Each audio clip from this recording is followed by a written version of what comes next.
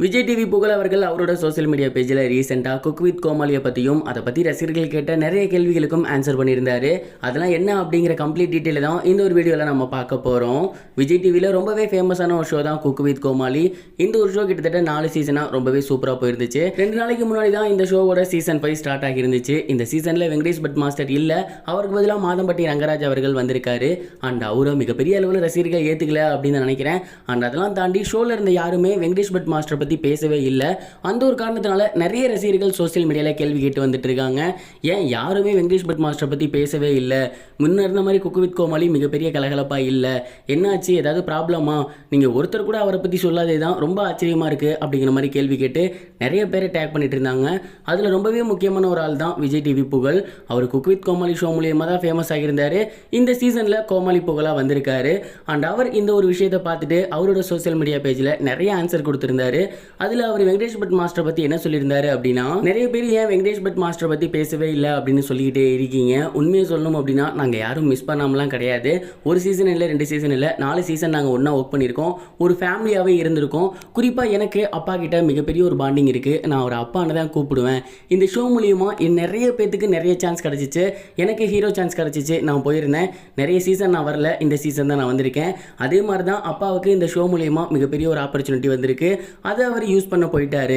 And அதெல்லாம் தாண்டி நாங்கள் இங்கே ஏன் அவரை பற்றி பேசலைன்னா, எங்களுக்கு ஒரு சில டேர்ம்ஸ் அண்ட் கண்டிஷன்ஸ் இருக்குது. எல்லா இடத்துலையும் எல்லாரை பற்றியும் பேச முடியாது. அங்கே என்ன பேச சொல்கிறாங்களோ அதை பற்றி தான் பண்ண முடியும். அந்த ஒரு காரணத்தினால தான் அவரை நாங்கள் பேசலையே தவிர, மற்றபடி எங்களோட பாண்டிங்கிறது அப்படியே தான் இருக்குது ஆஃப் ஸ்க்ரீனில். இதை தாண்டி நிறைய பேர் ஷோ கொஞ்சம் டல் அடிக்குது, பெருசாக எதுவும் இல்லை அப்படிங்கிற மாதிரி சொல்கிறீங்க. இப்போ தான் ஸ்டார்ட் ஆகியிருக்கு. போக போக கண்டிப்பாக அவங்க எல்லாத்துக்குமே பிடிக்கும். கண்டஸ்டன்ஸ் எல்லாத்தையுமே பிடிக்கும். குறிப்பாக வெங்கடேஷ் பட் மாஸ்டருக்கு பதிலாக வந்திருக்க மாதம்பட்டி ரங்கராஜ் அவர்களை உங்களுக்கு கண்டிப்பாக பிடிக்கும். ரொம்பவே ஜாலியான, அதே நேரம் ஸ்ட்ரிக்டான ஒரு ஆளாக இருக்காரு அவரு அப்படிங்கிற மாதிரி ஷேர் பண்ணியிருந்தாரு. குக் வித் கோமாளியை பற்றி புகழ் அவர்கள் பேசியிருந்த விஷயம் இப்போ சோசியல் மீடியாவில் ரொம்பவே வைரலாக போய்கிட்டு இருக்கு. இது ஒரு புறம் இருக்க, டைரக்டர் சுந்தர்சி அவர்கள் குஷ்பு அவர்களை பற்றி ரொம்பவே எமோஷனலாக ரீசெண்டாக ஒரு இன்டர்வியூவில் ஷேர் பண்ணியிருந்தாரு. அவர் என்ன சொல்லியிருந்தாரு அப்படின்னா, எங்கள் 2 பேத்துக்கும் மேரேஜ் ஆகி ரொம்பவே நல்லபடியாக போய்கிட்டு இருந்துச்சு. ஒரு முறை டாக்டர் செக்கப் போயிருக்கப்ப குஷ்பு அவர்களுக்கு குழந்தை பெற்றுக்க முடியாது அப்படிங்கிற மாதிரி டாக்டர் சொல்லிட்டாரு. இதனால குஷ்பு அங்கேயே உடஞ்சு போய் தேம்பியால ஆரம்பிச்சிட்டாங்க. என்ன சொல்றது அப்படின்னு எனக்கு தெரியல. அந்த இடத்துக்கிட்ட குஷ்பு, என்னால் நீங்கள் இப்படி கஷ்டப்பட வேணாம், உங்களுக்கு ஒரு நல்ல லைஃப் இருக்குது, என்னை விட்டுட்டு நீங்கள் இன்னொரு கல்யாணம் பண்ணிக்கங்க அப்படிங்கிற மாதிரி என்கிட்ட சொன்னாங்க. என்ன நடந்தாலும் சரி, நான் உன் கூடவே இருக்கேன், நீயே எனக்கு குழந்தை மாதிரி தான் அப்படின்னு சொல்லி அவங்க கூட நாங்கள் இருந்தோம். நாங்கள் போட்ட கணக்கு இது, ஆனால் ஆண்டவன் போட்ட கணக்கு வேற. அடுத்த கொஞ்சம் மாதத்திலேயே எங்களுக்கு அழகான ஒரு பெண் குழந்தை பிறந்தாங்க.